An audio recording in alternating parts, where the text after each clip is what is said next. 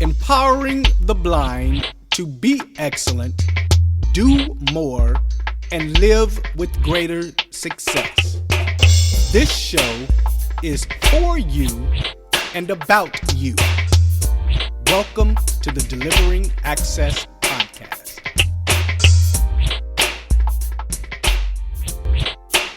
Well, welcome back to the next episode in the You're Our Hero Delivering Access Podcast season. On this episode, we have Mr. Aaron Linson. Aaron, are you ready to empower? I definitely am. Absolutely. Well, we are excited to have you on as one of our spotlighted heroes. Tell the listening audience a little bit about yourself, how you became blind, and some of the tools that you used along your journey. Okay. My name is Aaron Linson, and I am a student at IU Southeast. That's Indiana University Southeast. I'm getting my bachelor's in music, concentrated in sound engineering. I was born with a retinopathy of prematurity, weighing a pound and 8 ounces, being 4 months premature. We went through the whole incubator thing, and actually, I was able to see out of my left eye at a certain point. The ROP is in my right eye, not in the left. And what happened in the left eye is a bunch of surgeries and also a few doctors, or actually one doctor, not being very sterile with his instruments or with his hands, and that eye is literally pushed in the back of my head, and I wear a scleral shell just to keep the bones in the left eye formed and looking as good as the right side of my face. Mm-hmm. And so, growing up, I have always had that.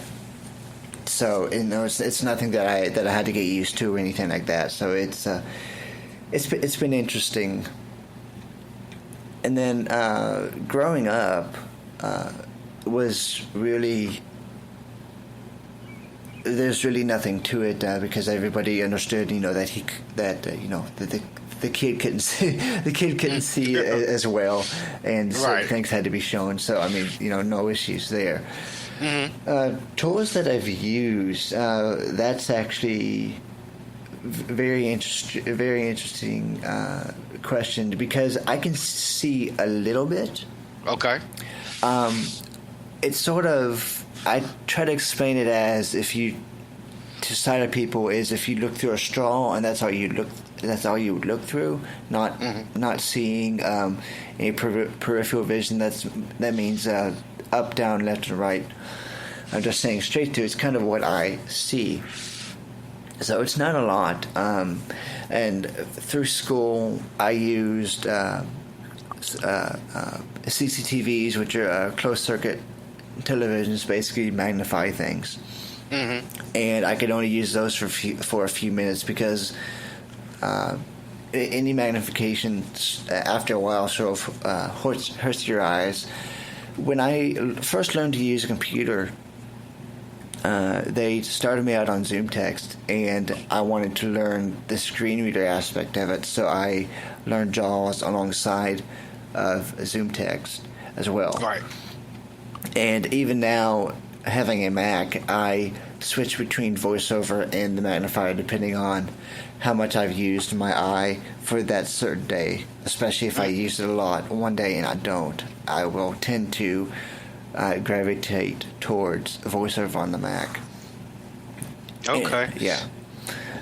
And then I used a lot of when I went to the School for the Blind here in Kentucky, I started to learn Braille.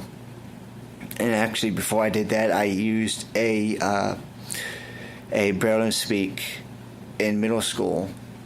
The old Braille and Speak, and I loved that thing. And then I graduated to the first Braille Note, the Braille Note Classic, in 2000 when they first had that out for the School for the Blind, and I've been using HumanWare products like that device all the way up through my college years, and I love it. Okay. So we'll dive more into your college years of partying and chasing women and drinking beer. I wish. I know, that's right. But it seems we have a more common theme that's coming up as we record more and more shows with premature birth and detached retinas. And, I think that my story is very similar to that, and it seems that the practitioners, because I'm 37, and back then they wasn't even called, official doctors of medicine for the eyes, they were just practitioners. So we literally had to sign documents stating that if, he made a mistake or she made a mistake, the doctor, that, there's no liability on them. And I had a doctor who just really practiced, and I was like his, guinea pig, literally. So yeah, definitely. So let's transition a bit and talk a little bit about your passion, your desire for the blind community. It seems you've been in it since birth. Yes. You're definitely part of it. What's your passion for the blind community? I will answer that question in a minute, but going back to what you said about the doctors, I was born in 1989, and my parents actually tried to sue the doctor for what had happened to me. But the thing is that apparently he died, and the office wouldn't give us the records because he needed to sign off on them. So isn't that a little bit weird? Yeah. So going back to the passions question, I guess my passion is really to teach people adaptive technology from anywhere I am. I've tried to get the Data Project, which is East Coast Crossroads in Indiana, to grab a hold of this concept of sort of mobile technology trainers. And that's why I like Fedora Outlier so much, is because it's solely internet based, and everybody from around the world is working for Fedora Outlier, and it's pretty cool what they do and what you guys do. And I really enjoy keeping up on what's going on, and really enjoy just the concept of what Fedora Outlier is doing for the blindness community. Definitely. We appreciate it. So you expressed that you use a Mac, and then the old Braille and Speak, and that's kind of then and then the now. Any other accessible or other technology that you're using to help you do what you do on a daily basis? I do use a scanner sometimes to scan books if I cannot get them in an accessible format. We actually are working now on getting Braille music into my hands, whether that be through the National Library Service of the Blind website, the BARD website, or somebody scanning it and printing it out on a embosser. So that's a adventure in itself. Right. So you're a technologist. You love music. And me knowing you personally, I know you're a church-loving, God-fearing person. Yes. And you love everything that you do. I think probably now would be the best time to transition into what do you think of and what's exciting you the most with technology today for the blind? Okay. I mean, that's a wide-angled question, and I could go really anywhere with it. I mean, I could say that I'm really excited about the Google Card, Google Glass, which I am. But I think just technology in general. I mean, looking back from when I first had the Braille and Speak in my hand, using it and trying to learn it, and seeing that potential that it had for me now compared to today with my iPhone and everything else that I have, it's an ever-growing expanse. And accessibility nowadays is not as big. It is as big of a question, but it wasn't as big back in 1990 in the 90s when we had to basically fight for everything. Right. I remember when I first got my first cell phone at the age of 18, I got a Nokia N75, and that cost me about $200. And then the mobile speak software cost me about $300 or $400. So, that was a big expense in itself. And just to have a phone now that's literally a piece of glass and being able to turn it on and do what my sighted peers do, if even quicker than they do it sometimes in some aspects, is pretty amazing to me. And I know it's only going to get even greater. Yeah, I remember the N75, the little small Nokia flip phone, and installing Talks for me at that time, and it changed my life. I mean, to be able to text and read what was on the screen. And that was the thing for me, just being able to text my friends and doing it whenever I wanted to, and not have to find somebody or look under a magnifier to read the text. Right, and then it was a cool phone. It wasn't like it was outdated when you had it. The iPhone hadn't came out yet.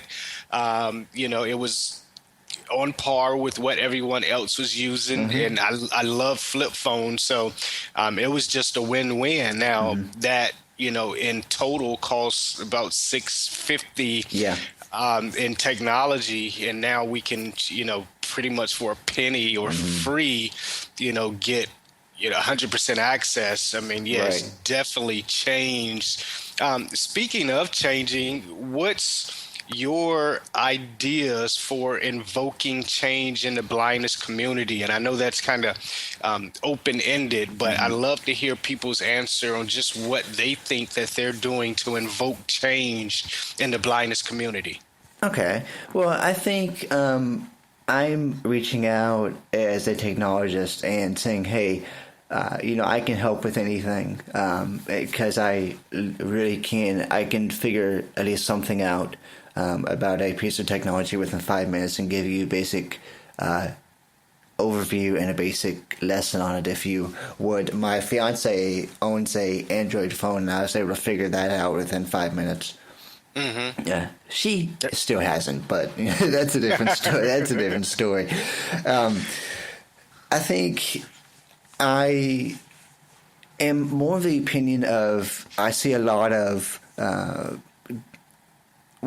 iPhone's better than this or Android's better than that, and I think I am there to say there's one platform is not superior over another. Yes, Apple has its strengths, and yes, Android has its strengths. And I think that a lot of people, even in the mainstream market, are fighting over, this is better. They don't see, they think their platform, whatever it is better than the other, and that's not the case. And I feel like that I am, saying, to even blind people, there's a choice out there, whether it's the Seeing Eye GPS app, Navigon, Blind Square, whether that's an Android phone or an iPhone, whether it's a Windows computer or a Mac computer. I don't care. If you need training on it, if you want to talk about it, I'm here to talk about it. And I think to just explaining a lot of the myths that sighted people have about blind people to, I don't go into a situation wondering, are they going to ask questions? I encourage people to ask questions, and I love talking about how I became blind and what sort of misconceptions people have, because that opens up dialogue for anybody. Absolutely. So I was just thinking that you were able to pick up this Android phone and you knew it within 5 minutes. And I was telling the people on the or our team members on the Fedora team, and I made up a word that everything is figure outable. Yes. So, Yes. and that just kind of resonated with me, and I'm thinking, yeah, it's not hard when you have a desire to, figure things out and want to work with it, and as long as that person comes with the right frame of mind, that they're willing to learn and willing to be taught, I could definitely, and it's part of my mission to invoke change through technology and through technology advancement. And we kind of danced around your college life, but you did state that you're currently in school. Yes. What are you in school for? Well, my degree, as I said before, is a Bachelor in Music concentrated in sound engineering. What that means is I'm getting my full music degree, so all the theory classes, all the historical classes based on music. But my concentration is in the sound engineering field. What that basically means is I get to play with all the sound engineering software and all the different mics and learn how to set up certain mics for certain applications and how to place them, where to place them, and a lot on the engineering software side as well, what's called a DAW, which is Digital Audio Workstation. Back in the day, when you walk into a studio, you'd see at least a 23 channel mixer. Mm-hmm. What all that means is you would have 23 channels to plug anything you wanted into. Right. Nowadays, we have industry standard software like Pro Tools and Logic that you can have more than 26 channels. I think it's 64 channels of audio at one time. Okay. And so there's no need for a hardware mixer anymore. You can do it from the computer, which to me is totally awesome because I travel with my computer a lot.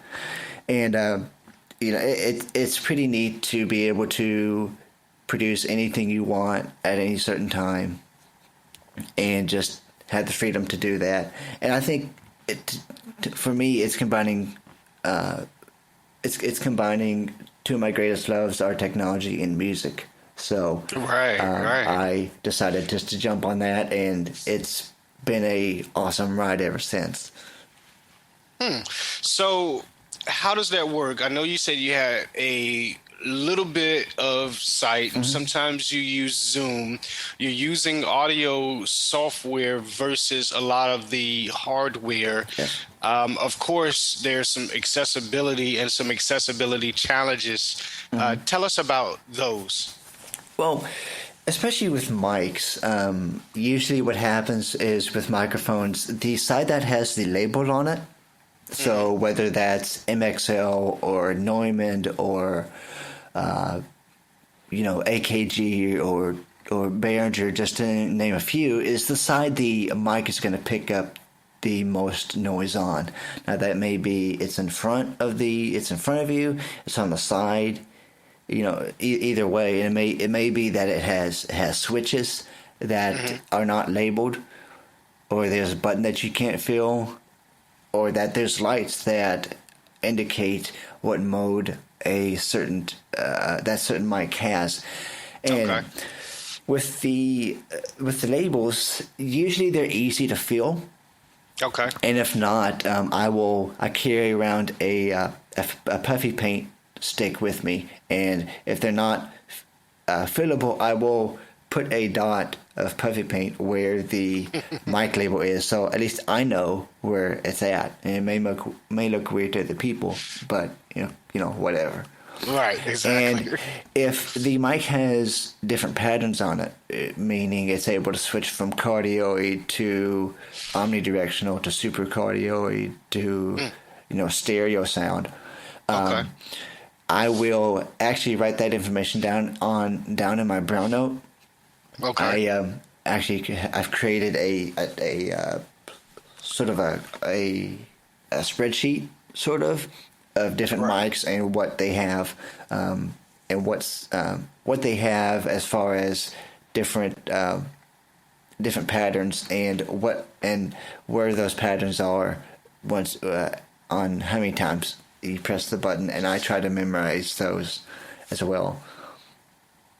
So I want to break this down to the ground level, because not only do you have to go to school to be an engineer of music, and you have to understand the technology, but as we all know as blind people, you have to become an engineer of life. And I think this is what makes, video production and audio production for the blind so much easier. Yes. Because, it's like walking from your house to the store. You got to know every grass path, every curve cut, every chair, in memory. You know what I mean? And it's like your memory is your gateway to life and freedom. So I think, and I'm wondering what you think, with having to know the ins and outs of, a daily walk, does that help you with the whole engineering piece and knowing the buttons and what to push and when to push them and all of that?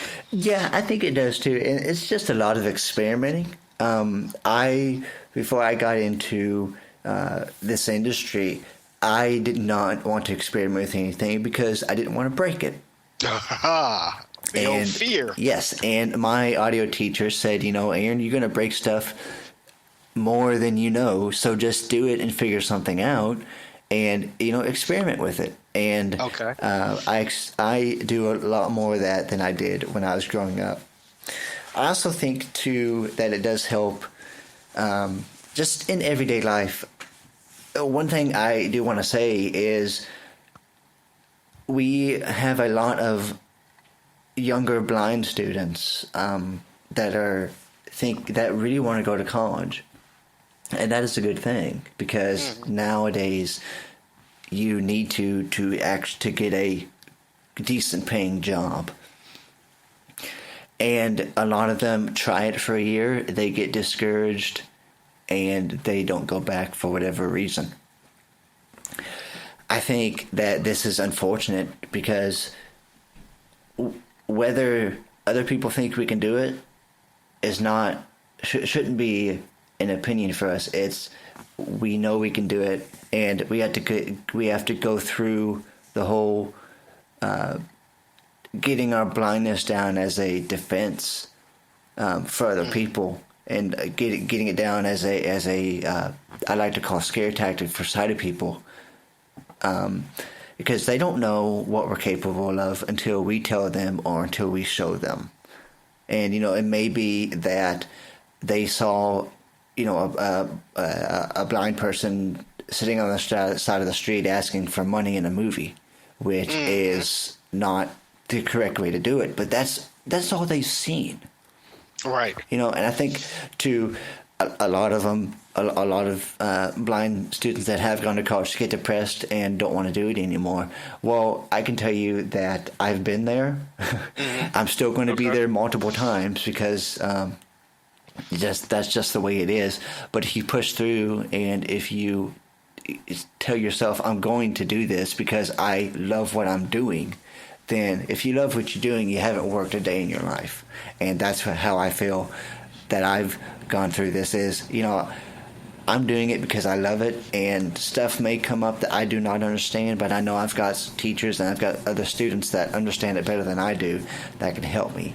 So it's a pretty cool process, and if you had the drive to go to college, do it. And, keep it up, because it'll be the best thing that you've ever done. Right. And it's funny you should mention that, Aaron. And this is going to kind of transition into what your goals for your college degree is, but something you just said really struck me, and it's our basis for bringing on a new team member for the firm. And notice I didn't say employee, right? Because we believe that employees come to work late, leave early, and steal while they're there, but we have team members And the team members, we want someone, when we have a position open, to say, you know what, I love to do that. Here's a couple of ideas that I have to make even what you need better. Right. Not someone to say, yeah, I can do that. And, how much are you paying me? Right. You know what I mean? That passion, like you said, people have a hard time distinguishing whether I'm working or playing. Right. Because I love what I do so much that it's integrated in my life. I was telling a person, I mix business and pleasure together all the time. I mean, you make a mixed drink, and it's good. Why and it's not a make high a mixed seller. life? Make it exactly. So let's talk a little bit about life and your future goals as you move through, audio and sound engineering in college. What's your end goal? What's the ultimate for you with your degree in engineering? Okay. Well, my ultimate goal is to get my degree. From then on, I'm letting that up be, that's in God's hands.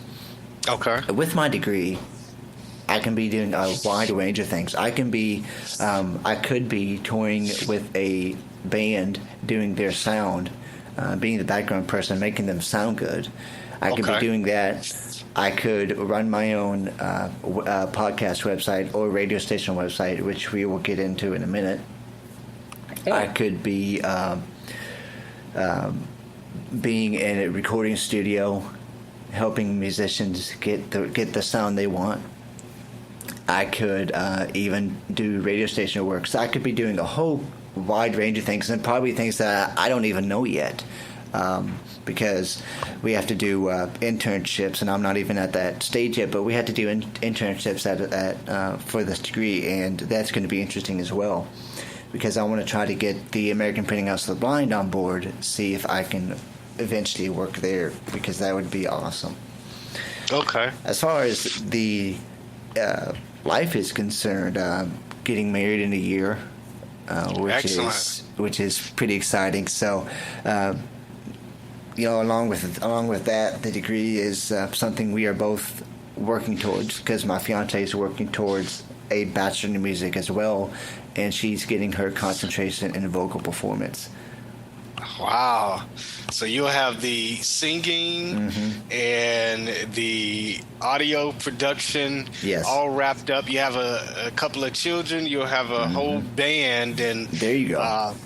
Keep it all contained. Talk a little bit about the podcast network. Okay. And how that would work and how you kind of see that. Okay. Well, if you guys have ever listened to Leo Laporte's network, twit.tv, he basically is, I like to say, the producer of the network, because he has people under him that do shows every single week. I would like to take this further and kind of do what Sarah Talk does, but do it every single week, where they have shows dedicated to technology. And I would like to, have people that have been doing it for years. I'd actually like to have companies that would come on and talk about certain things that they're doing, and also amateurs as well. The company that I do not have anything that says that I'm the boss of it. I do not even have any paperwork that says that it even exists. But my company is STN. That's short for signal to noise, and that just came out of somebody's mouth one day, and that stuck with me. So that's what it's called. Now say that slow one more time. It's signal to noise. Okay. It's STN. Gotcha. So would that be the STN podcast That network? would be, yes. Okay. That would be. Cool. All right. So basically your degree and your experience will open up lots of doors that you will be able to walk through, and maybe walk through multiple doors on your journey. That's great. And then the whole empowerment of letting people know that if you can do it, others can too. Right. Along with the shared journey of being blind and knowing that You have opportunities out there. You're even getting married in a year, possibly looking at kids, and your wife having a vocal career. Yes. And there's just no limits, in what you are telling us that life has for you. And letting God lead your life is just all amazing. And this has been an amazing interview. So in closing, let us know how we can reach you. Give us one parting piece of advice, and then we'll say goodbye. Okay. You can reach me on Twitter at Blind Podcaster. That's BLINDPODCASTER. You can also email me at blindgeek1989. That's BLINDGEEK1989 at gmail.com. My one parting piece of advice would be to do what you love and try to make a career out of it, whether that's whatever it is, whether it's playing video games sightless or really your passion for a braille sense or anything. Just do what you love. Try to get people, make a Twitter account and write about what you love. Make a go on YouTube and start a YouTube account and have somebody, help you angle a camera, what you're wanting to portray, and just talk about it. And eventually you will get somewhere with it. Wow. So I'm sure and we haven't talked, this is definitely on the same lines that when I do my speeches of empowerment that I talk about. Just because we're blind doesn't mean that we can't be entrepreneurs and we can't work at things other than sweatshops. Right. You can take your passion, your dreams, your desires, what you love to do, what excites you, when there is no paycheck in sight, that you would do no matter what, and turn it into large revenues and revenue streams, and you're able to help and serve people at the same time. And I always look at serving people, when you get the certificates of appreciation called dollars, that you're in that zone. You're doing what you love, you're getting paid for it.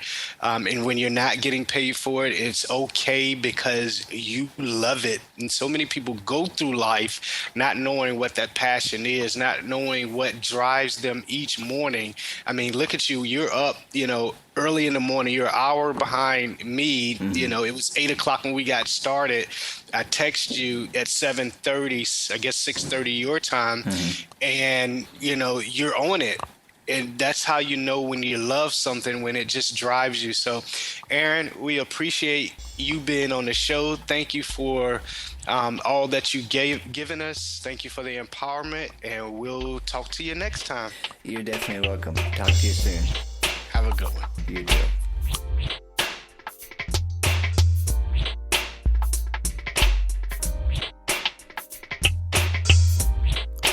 In my traditional closing, if you think you can, or if you think you can't, you are right. Think pennies, get pennies. Think dollars, get dollars. See you on the other side.